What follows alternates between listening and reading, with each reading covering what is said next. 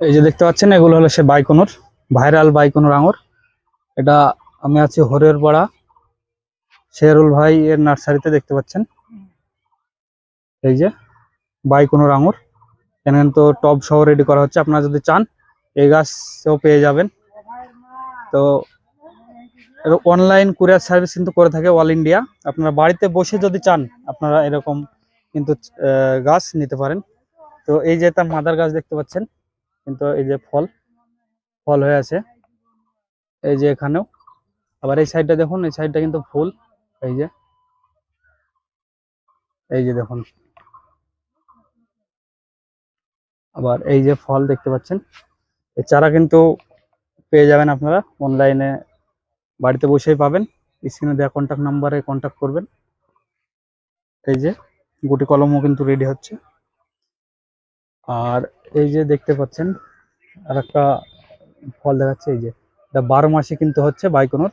আর বাংলার মাটিতে কিন্তু মিষ্টি হচ্ছে, বাংলার মাটিতে মিষ্টি হচ্ছে। এবং আপনারা অনেকে বলে আঙুর ফল কিন্তু টক, কিন্তু জাতের উপর নির্ভর। আপনার জাত, সঠিক জাত নির্বাচন করতে হবে এবং সঠিক পরিচর্যা করতে হবে।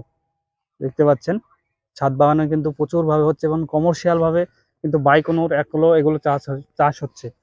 অনেকে বলে কিন্তু আঙুর আমাদের ওয়েদারে হবে না বা টক। তো তাদেরকে বলবো জাত, সর্বপ্রথম কিন্তু জাত সিলেকশন করতে হবে আপনাদের। সঠিক যদি জাত লাগান কিন্তু তাহলে কিন্তু আঙুর ফল মিষ্টি হবে।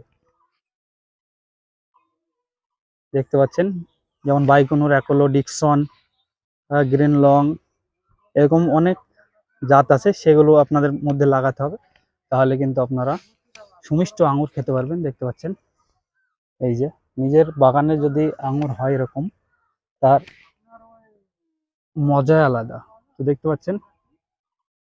তো ভালো থাকবেন, সুস্থ থাকবেন। ভিডিওটা যদি ভালো লাগে আমাদের ফেসবুক পেজ সবুজ ছাদ বাগান 111 চ্যানেলটাকে ফলো করে রাখবেন। আর কে কোথা থেকে দেখছেন একটু কমেন্টে জানাবেন, তাহলে ভিডিও করার উৎসাহটা বাড়ে।